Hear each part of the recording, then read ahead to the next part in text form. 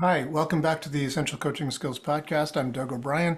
Today is a celebration of Poetry Month here. It's April in New York and elsewhere, I guess probably everywhere. But it's Poetry Month in America, and so we're going to celebrate that by looking at some poetry. I think there's a beautiful intersection between hypnosis, certainly, and poetry. I'm not sure about coaching in general and poetry, but certainly hypnosis and poetry. So we're going to take a bit of a look at that and how you can, sound smart by quoting poems. Certainly in your coaching and certainly, of course, in hypnosis. It's good to, as Cole Porter once said, to brush up your Shakespeare, start quoting him now. So we'll take a look at that on today's Essential Coaching Skills Podcast. You are listening to the Essential Coaching Skills Podcast, a show devoted to uncovering the systems and the secrets that set the best apart, where you learn how to take your coaching clients to the next level, while you grow the coaching practice of your dreams. So sit back and relax, or sit up and get excited. Either way, you might want to pay attention. This could be important. So yes, it is Poetry Month. So as I mentioned, start quoting Shakespeare now. It's often good, I think. In Ericksonian hypnosis, there is a particular language pattern called quotes, where you quote somebody. It could be Erickson, it could be your grandmother, it could be some wise person, could be Jesus, could be Moses, could be, anybody at all, Abraham Lincoln. A lot of people get quoted pretty regularly. Albert Einstein gets quoted a lot, sometimes even when he didn't say what he supposedly said. Mark Twain gets quoted a lot, again, even if he didn't actually say what he supposedly said. It lends credence to your statement to say, as George Washington once said, it leads credence to it, gives you a little bit of authority. And if you can quote a poem, that sounds really cool too. So makes you sound smart, but it also gets the message across. People will listen more when they think this is coming in at them in verse and has, deep meaning to it. They will pay more attention. Right? I think so. I think it's true. What's also really interesting about it is that because if you can quote a poem, if you can quote something like Shakespeare or anyone, E. Cummings is one of my favorites. It's a work that somebody has spent a lot of time on. Poets spend a lot of time, usually, most of them, I think. I certainly, whenever I've tried to write a poem, it's spent a long time trying to find that right word, that right turn of phrase to get it just right. Sometimes it takes effort to fit it into a rhyme scheme of certain kinds, a certain sort of rhythmic pentameter. But a lot of times it's just to get that right word that conveys the meaning. I think it was E. Cummings who said that it's, poets are people who feel deeply, and then they use words to convey those feelings. Interesting thought. And when I think about poetry and hypnosis, I think there's a lot of the same idea there, that we're looking for the right word, the right way of saying something to get it across to a person that they're going to really take it in and be moved by it as well. And in hypnosis, of course, it's to be moved to make change, to quit smoking, to make that change. That's why they're in your office to get. So you want to get that right phrase right, so they go like, "Yes, I understand." Now, I'm going to do a little different than I have in the past, where I've read poems, etc. But today I'm going to be sharing my screen with you. So I don't know if you noticed, but there's no frame around it. I'm doing this on a slightly different platform. I'm not doing it on the StreamYard that I usually do. I'm doing this on Zoom so that I can more easily share my screen and do these things with you, share you these poems. Because instead of me reading the poems, I'm going to have some of the poets themselves read the poems. We're going to hear from Robert Frost. He's joining me on the podcast today, posthumously. There's videos. There's lots of videos out there on YouTube. So I'm going to have, E. Cummings read a poem. We're going to have Robert Frost read a poem. We're going to have several people read poems. Mary Oliver. And it's fun to hear other people's voices. And it's also interesting to hear them kind of historically. E. Cummings, when he reads the poems, he has this very stylized way that seems to have been very, very popular. I'm sure it was the right way to read a poem in the 1930s. I think this recording is from like 1949, if I recall. But it's a very stylized way of speaking. So you don't have to do that when you read your poems. You can affect a much more naturalistic sort of way of doing it. But even poets today, when you listen to slam poets, when you read to poets reading their poetry, there's a very interesting attention to the way that they're speaking the words. And again, that's what we do in hypnosis, isn't it? There's a very close attention to the way that you're speaking the words. My storytelling book, I talk about, you want to have a good story, but you also want to tell it well, right? How you say it is as important perhaps as what it is that you're saying. So that's certainly true with poems. And it's certainly true in hypnosis.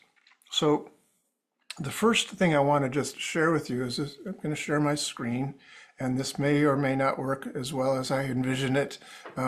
So bear with me a little bit with the technological things. I might go back and try to clean this up post-production. But I just want to show you a script. This is actually written by AI. One of my students asked AI to write a script for her. But this is a somewhat typical hypnosis script, the way that non-poetic poets, non-poetic hypnotists would read it. So notice that it's just like a letter, or just like something that you might write. So here's the induction that they say. Close your eyes and take a deep breath in, allowing your body to relax with each exhale. Feel the tension leaving your muscles as you sink deeper into a state of calm and comfort. Imagine yourself standing in a vast open space, surrounded by endless skies.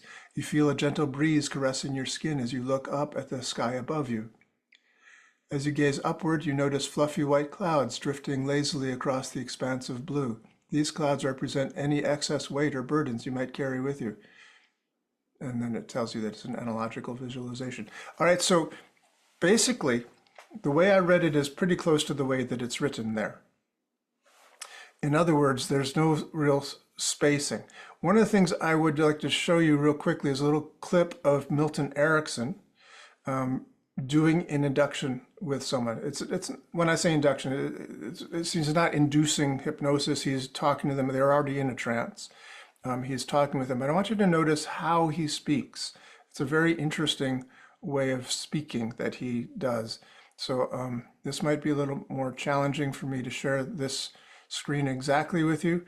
So again, I might try to clean this up post-production, but nevertheless, doing the best we can. Here is, I think, Milton Erickson. Yeah, thank you. I think you're seeing it. I'll try to make this full screen, and let's listen to Milton. Speak, Milton, speak.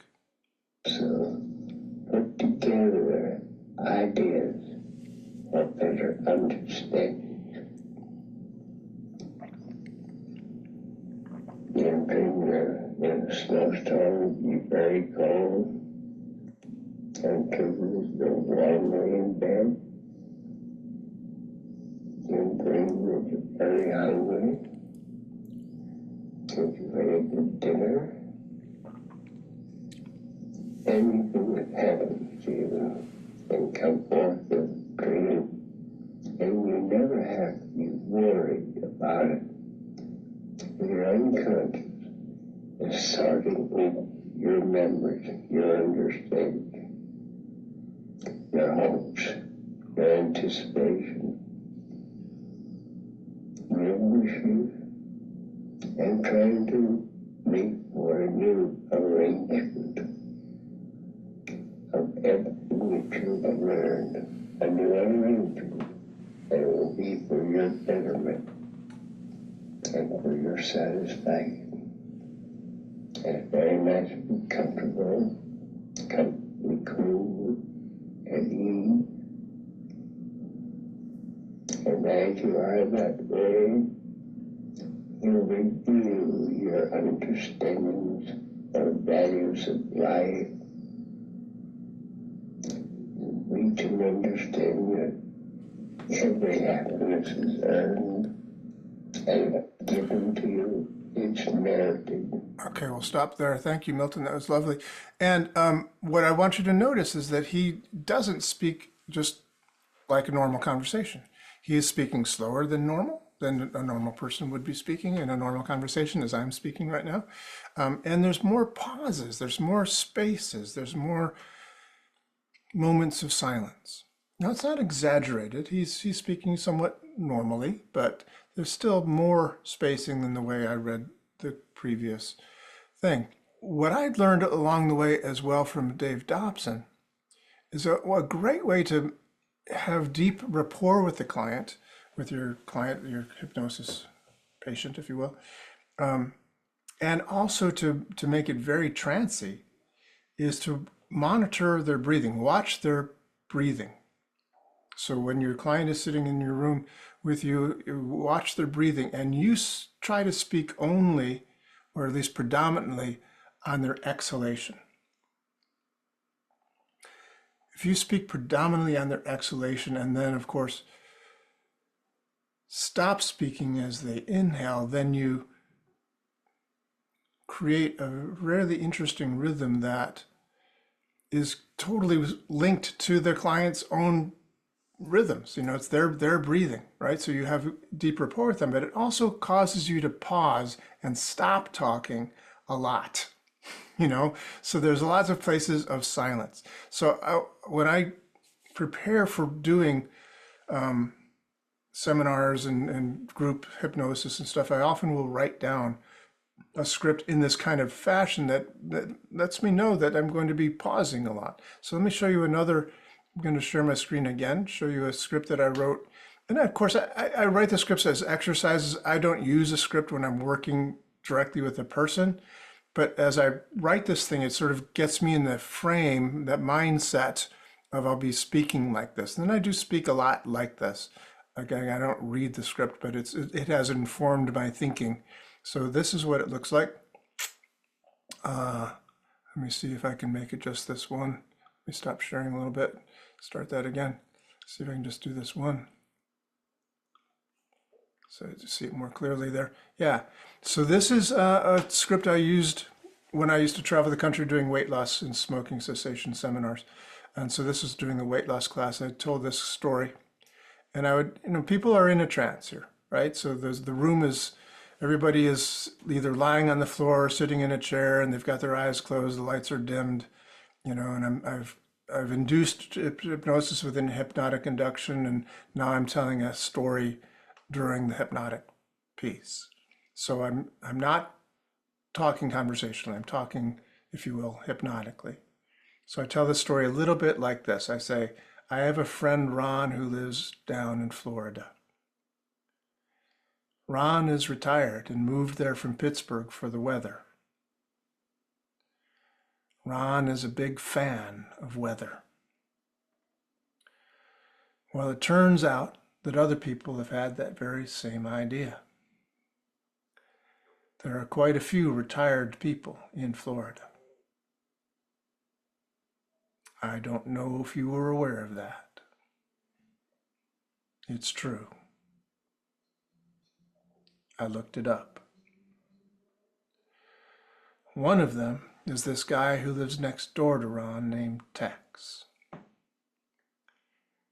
Tex, like Ron and so many others, moved to Florida upon retirement.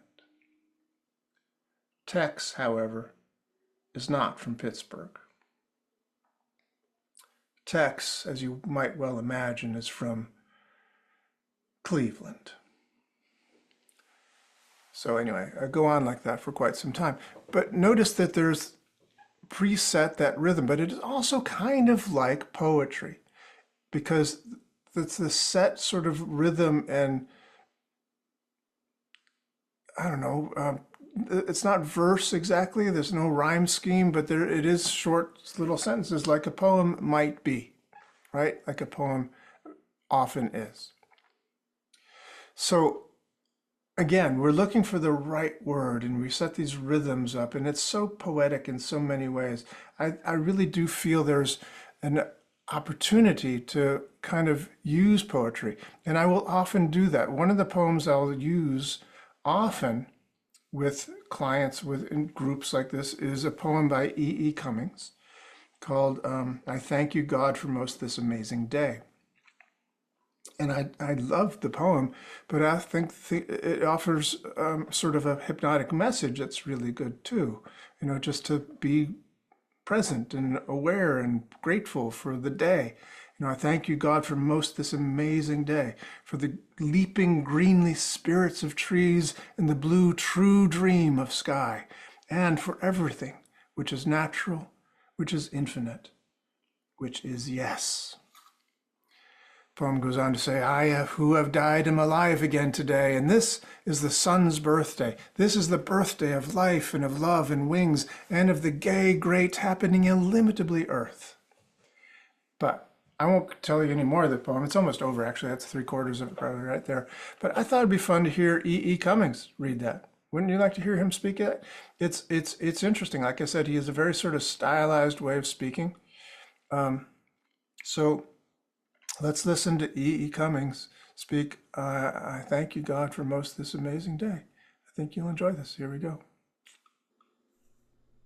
I thank you, God, for most this amazing day, for the leaping greenly spirits of trees and a blue true dream of sky, and for everything which is natural, which is infinite, which is yes. I who have died am alive again today, and this is the sun's birthday. This is the birthday of life and of love and wings and of the gay, great, happening, illimitably earth. How should tasting, touching, hearing, seeing, breathing any, lifted from the no of all nothing, human merely being, doubt unimaginable you? Now the ears of my ears awake, and now the eyes of my eyes are opened.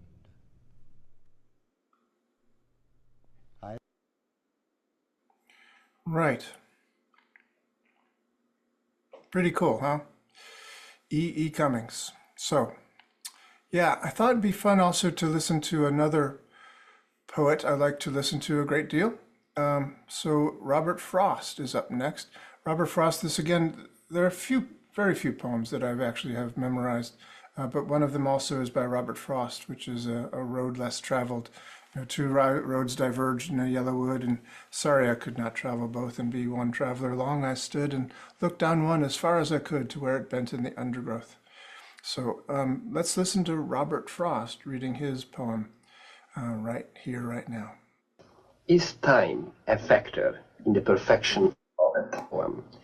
I was surprised to learn that you wrote that charming poem, stopping by woods on a snowy evening, in about 20 minutes? Oh, more or less, yes, very shortly, very directly, putting it right through. Would you please recite it? Want to hear me say that? Certainly. Yeah, stopping by woods on a snowy evening. Whose woods these are, I think I know. His house is in the village, though. He will not see me stopping here to watch his woods fill up with snow. My little horse must think it queer to stop without a farmhouse near, between the woods and frozen lake, the darkest evening of the year. He gives his harness bells a shake to ask if there is some mistake. The only other sounds the sweep of easy wind and downy flake. The woods are lovely, dark and deep, but I have promises to keep, and miles to go before I sleep, and miles to go before I sleep. It is Yeah. And we will stop that there. He has other poems. You can find Robert on YouTube, amazingly, that you can. He's there reading. And I just love the way he reads these things. And obviously, it looks like they just got him out of bed for this particular recording. There's other recordings of him like reading, and he's got a tuxedo on Kennedy Center during the Kennedy administration, that sort of thing. But I think he actually read a poem at Kennedy's inauguration, if I recall correctly, in 1960. I mean, I wasn't there, but I remember historically reading that that was true. Anyway, yeah, great poem and great voice, right? Speaking of poets with great voices, we're going to hear in a few minutes from one of my most favorite contemporary poets, David Whyte, who's an Irish poet who's got, again, a great voice, writes great poems, but he's got a great voice for speaking them. And interestingly, when he reads a poem, you'll notice this, he often repeats a stanza or two as he goes along. I've never heard anyone else do this, but he's in the habit of doing that. He'll say a stanza and then he'll repeat that stanza, and it sounds just so interesting when he does it that way. So I want to have you listen to David Whyte. This is obviously not just him fresh out of bed. They planned this. The recording is quite good. He's standing in front of a river, so obviously they've found a way to have his voice be quite present. So this must be a hidden microphone somewhere, but it's quite nice. This is David Whyte, the poet, David Whyte. Here we go. That day I saw beneath dark clouds the passing light over the water, and I heard the voice of the world speak out. I knew then as I had before, life is no passing memory of what has been, nor the remaining pages in a great book waiting to be read. It is the opening of eyes long closed. It is the vision of far-off things, seen for the silence they hold. It is the heart, after years of secret conversing, speaking out loud in the clear air. It is Moses in the desert. It is Moses in the desert, fallen to his knees before the lit bush. It is the man throwing away his shoes as if to enter heaven, and finding himself astonished, opened at last, fallen in love with solid ground. It is the man throwing away his shoes as if to enter heaven, and finding himself astonished, opened at last, fallen in love with solid ground. David Whyte. So we'll hear from David again in just a moment, but before we do, I want to get over to Mary Oliver reading her very, very wonderful poem called Wild Geese. Wild Geese. This is Mary Oliver reading Wild Geese. Here we go. Wild geese. You do not have to be good.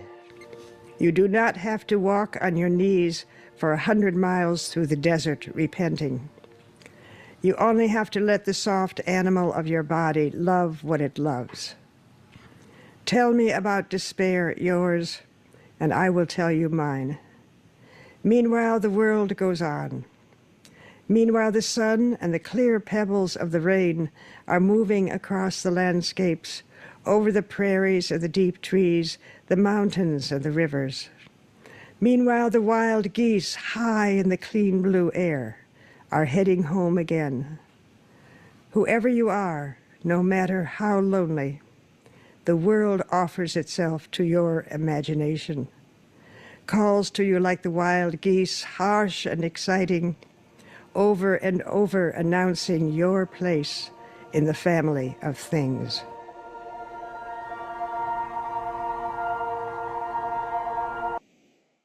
All right. And now, interestingly, we're going to go right ahead, straight ahead, without pause, to David Whyte talking about Mary Oliver's poem. Let's hear what he has to say about this. I think this is really interesting. I hope you agree. Here we go. Not have to be good. You do not have to be good. rather different than the way our educational systems brought us up. You do not have to be good. You do not have to walk on your knees for 100 miles through the desert. You only have to let the soft animal of your body love what it loves. You only. I remember being in Bhutan, actually, and being on a mountain ridge looking at the Tiger's Nest Monastery, which is very famous. Most of you would have seen pictures of it, clinging to a mountainside with huge drops beneath it. But beneath the main monastic buildings, which are almost stuck to the mountainside, there are these long ladders that lead down to these little cells with no door in them, actually. And I remember asking our Bhutanese guide what those little structures were with no doors in them. And he said, well, actually, even though there are no doors on those structures, there are monks inside each one of them. And they're actually put in there for months at a time. And they're bricked up inside, and they're in there for months at a time. And there's an opening for the latrine bucket to go in and out. There's an opening for food to go in and out and water to go in and out. But otherwise, they're in there.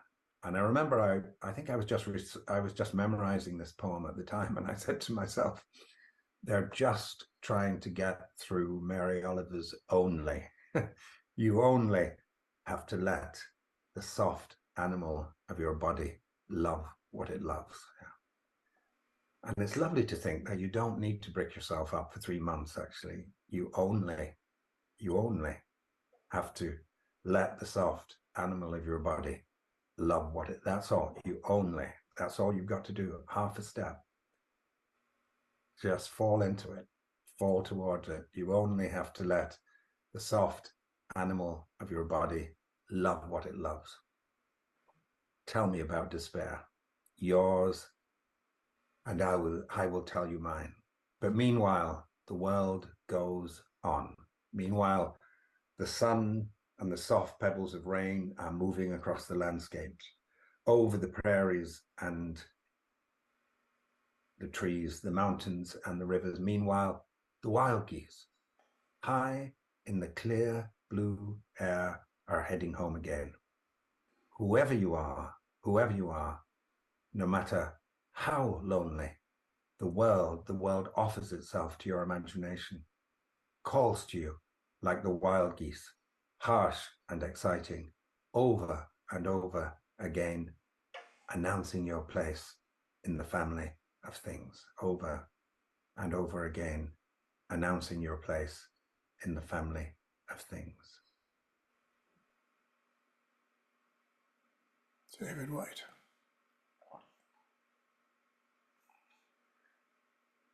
Yes. Cool, huh? So, yes, David Whyte discussing Mary Oliver's Wild Geese poem. So, these kinds of ways of using poetry, and the poetry just by itself, but how we use poetry as coaches, how we use poetry to enhance who we are, I think is really useful. I think human beings need to find that soft underbelly, that soft animal of their being, fall towards that love. We are not just accomplishing stuff. We're not here just to get the job done. Coaching can be about so much more of the human being becoming who they really are. I've always been struck by in Jungian psychology how the outcome is not to just get rid of the phobia or get rid of the psychosis or get rid of the neurosis, to not just get rid of the bad shit, but to become who you are. The goal of the therapy is individuation, become you, the you that you're supposed to be, not who society wants you to be or your parents want you to be or, whatever, but who you're supposed to be. One of David Whyte's poems talks about, you're not a mistake. You were invited here. You're here for a reason. As Stephen Gilligan often has said, the world has never seen the likes of you before. You're a unique individual and people need to hear your voice. He to hear your voice.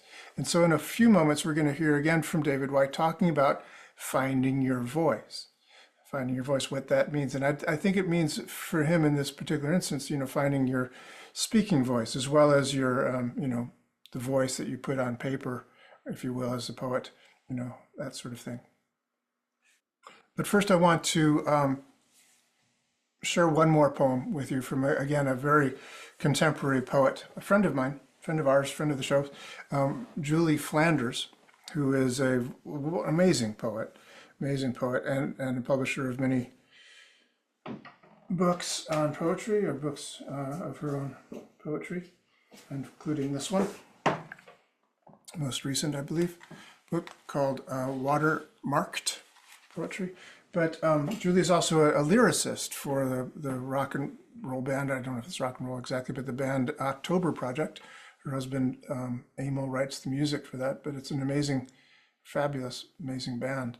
And I don't know exactly the difference for her between writing lyrics and writing poems, but she's really great at both of them, I will say. So I want to hear a poem of hers. This will be a video that was made by someone post her reading the poem. I don't think she read the poem for the video. I could be wrong about that. But someone created a video about it, animated video I think that you'll enjoy if you haven't seen it already. It's called Doubts, from her book Shadow Breathing, and it is read by the author Julie Flanders.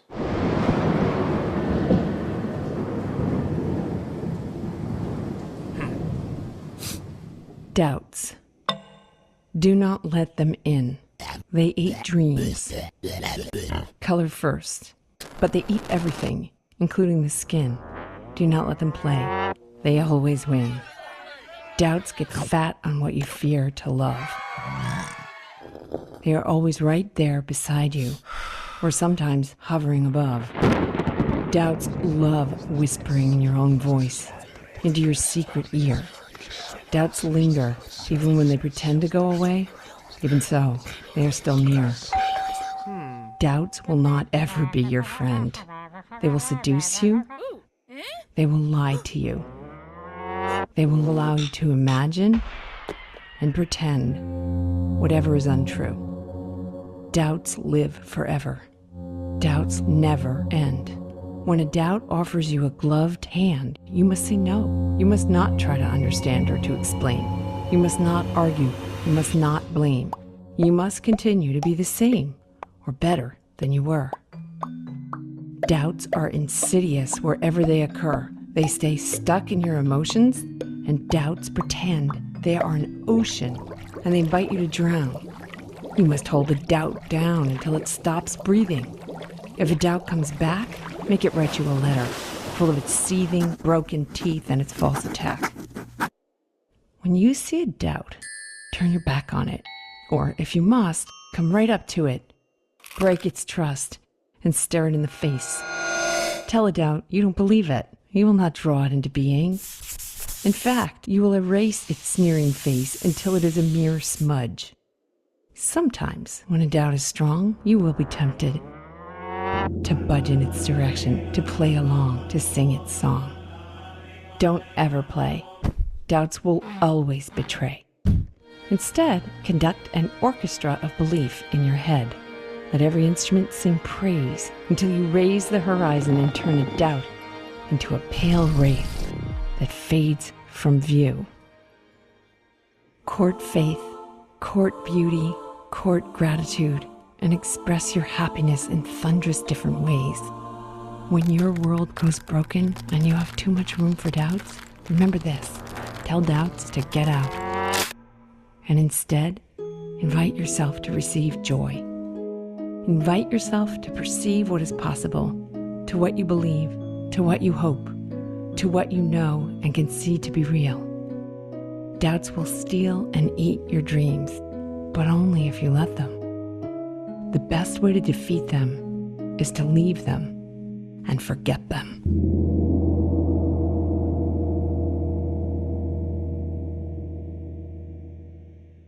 Yeah. Nice one. Cool. So let's go right from there to listening to David Whyte talk about how you can find your own voice. So again, very, very interesting discussion about this, because certainly as individuals, I remember when I was a music major in college, I had a composition professor named Donald Bolin. Some of you might have seen a video of me playing a piece of his recently at the Avant-Garde Arama. You can find it on YouTube. But he used to say the secret to becoming a composer, and I think this is true of a poet or anything else really, is to find your first voice, to listen to your first voice. But he said, be careful, because sometimes the first voice you hear is not your first voice. And by that, I think he's talking about that it's not your authentic voice, your true voice, your first voice. That sometimes what you hear are those doubts that creep up, or those thoughts about, am I good enough or whatever. So you really want to not listen to those voices, even though they might pop up first. You listen for the quieter, softer voice of who you really are, what you're really wanting and really motivated by.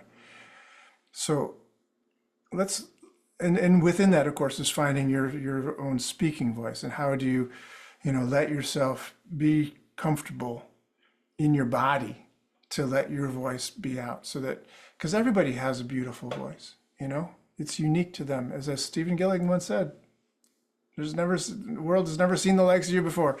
It's true for your voice too, but nobody's heard the voice you have before. We want to hear your voice. So let's hear what David Whyte has to say about that. Thing is, sometimes other people hear your voice before you do.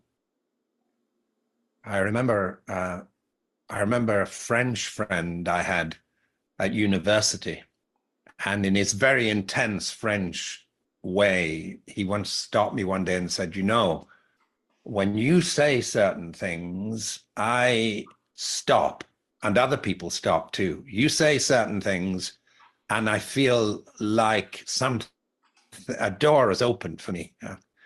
Well, I'd never really understood that about my voice or the way I said things, until that good friend tapped me on the shoulder and said, hey, that really affected me. So sometimes you understand where your own voice is by the way it actually has an effect on others. Where is the invitation most effective in your life? Then the other closer in way is just the way it's seated in your own body. Is it resting on a proper physical edge inside your body, or does it have a foundation inside you? The interesting thing about that inner foundation is it gets deeper and deeper as the years. So the beginning, where you feel the foundation is not, when I think about the foundation upon which my voice rested 25 years ago, it was much further up in my body, I would say, to use that metaphor, than it is now.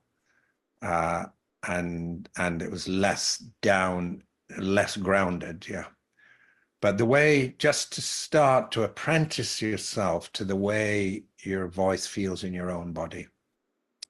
And then the voice should be an edge too. It should be an invitation.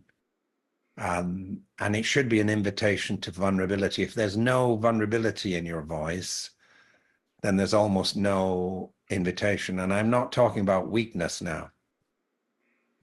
I have a poem, I'm not sure I can remember it, but it's called "The Soul Lives Contented by Listening." But if it wants to change into the beauty of terrifying shapes, it tries to speak. The soul lives contented by listening. But if it wants to change into the beauty of terrifying shapes, it tries to speak. That's why you will not sing, afraid as you are of who might join with you. Her voice hesitant and her hand trembling in the dark for yours. She touches your face and says your name in the same instant, the one you refuse to say, the one you refuse to say, over and over again, the one you refused to say. The soul lives contented by listening. But if it wants to change into the beauty of terrifying shapes, it tries to speak. If it wants to change into the beauty of terrifying shapes, it tries to speak. That's why you will not sing. That's why you will not sing. Afraid as you are of who might join with you. Her voice hesitant and her hand trembling in the dark for yours. She touches your face. She touches your face and says your name in the same instant. The one you refused to say. The one you refused to say over and over again. The one you refused to say. I wrote that poem as part of a cycle of poems that went under the title of Fire in the Earth in the end. And that particular cycle of poems was called Fire in the Voice within Fire in the Earth. And I was exploring the fiery nature of the voice in the body, and actually the fiery nature of our own voice in other people's bodies too. And the voice is so intimate because it literally passes into the body of another person. And not only through the tympanum of the ears, but your voice actually travels through the bone structure of a person's face and their neck and is transmitted. Our voice actually travels into the bowels of another person, which is why we very often there are certain voices we do not want to have within our bodies. And we turn the screen off when we hear them. Certain voices, certain political voices we become allergic to, because they're so ungenerous, they're so violent, they're so besieging, they're so small in their attempt to be large. But then there's the beautiful invitational voice that's calling you into something greater. And that's the voice we're trying to identify in others, in their recognition of us, and also in the very center of our own bodies.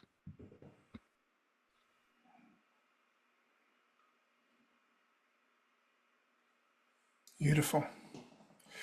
Thank you, David Whyte, once again. So yeah, that's pretty much the end of my podcast for today.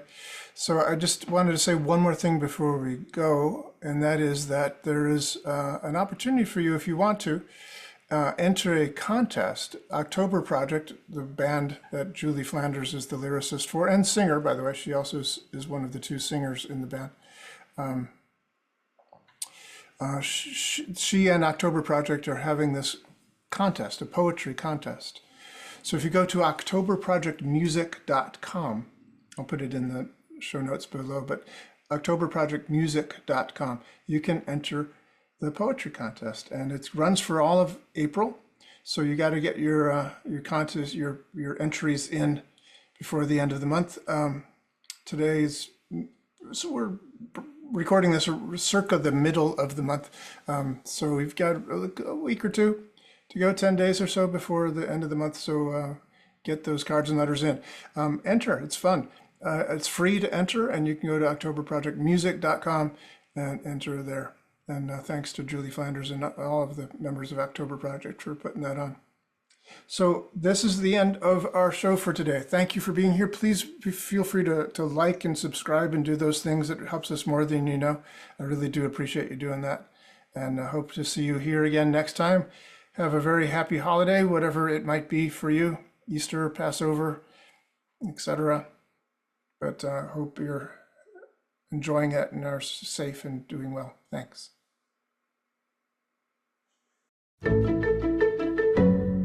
This has been the Essential Coaching Skills Podcast.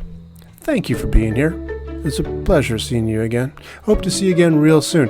Come back next week when we have another gripping and exciting episode of the Essential Coaching Skills Podcast. And if you want to, you can find out more about us, each and every one of us, at essentialcoachingskills.com. Thanks.